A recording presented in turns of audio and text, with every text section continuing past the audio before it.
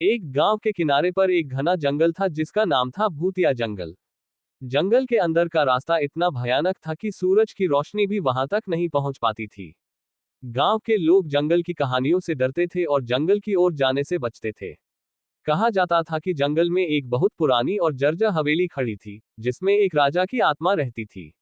राजा अपनी मौत से कुछ ही दिन पहले आशीर्वाद प्राप्त करने के लिए उस हवेली में गया था, लेकिन वह वापस नहीं लौटा और उसकी आत्मा वहीं कैद हो गई। एक दिन गांव में एक साहसी युवक अर्जुन आया। उसने गांव वालों से जंगल के बारे में सुना और उसने ठान लिया कि वह रहस्य की पड़ताल करेगा।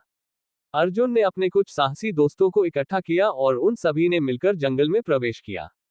जंगल में प्रवेश करते ही उन्हें भयानक आवाजें सुनाई देने लगी। पेड़ों के पत्ते सरसराने लगे और ठंडी हवा उनके कानों में फुसफुसाने लगी। अर्जुन और उसके दोस्तों ने हिम्मत जुटाई और आगे बढ़ते रहे। रात होते होते वे हवेली तक पहुंच गए। हवेली से एक अजीब सी रोशनी निकल रही थी। उस रोशनी को देखकर वे सभी समझ गए कि यहाँ कुछ अलौकिक है। उन्होंने हवेली के अंदर कदम रखा और देखा कि हवेली के अंदर का दृश्य किसी रोशन महफिल की तरह था। हवेली के मध्य भाग में एक बड़ा हॉल था, जहां राजा की आत्मा को शांति पाने के लिए पूजा की जाती थी। अर्जुन ने देखा कि हॉल के बीच में एक पवित्र अग्नि जल रही थी और उसके चारों ओर अदृश्य ताकतें थीं। अर्जुन ने समझ लिया कि अगर उसे राजा की आत्मा को शांति दिलानी है तो उन्हें पूजा में खुद को शामिल करना होगा। उसने और उसके दोस्तों ने जंगल के प्राकृतिक संसाधनों का उपयोग करके पूरी निष्ठा के साथ पूजा की। पूजा पूरी होने पर राजा की आत्मा प्रकट हुई और उसने अर्जुन और उसके दोस्तों को आशीर्वाद दिया। राजा की आत्मा मुक्त हुई और जैसे ही वह ऊपर आकाश की ओर बढ़ी, पूरे जंगल में एक अजीब सी शांति छा गई।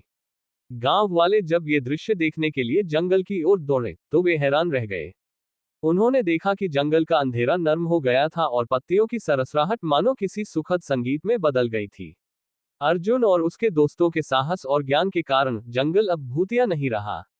लोगों ने उन्हें अपना हीरो माना और भूतिया जंगल अब एक पवित्र जंगल के रूप में जाना जाने लगा।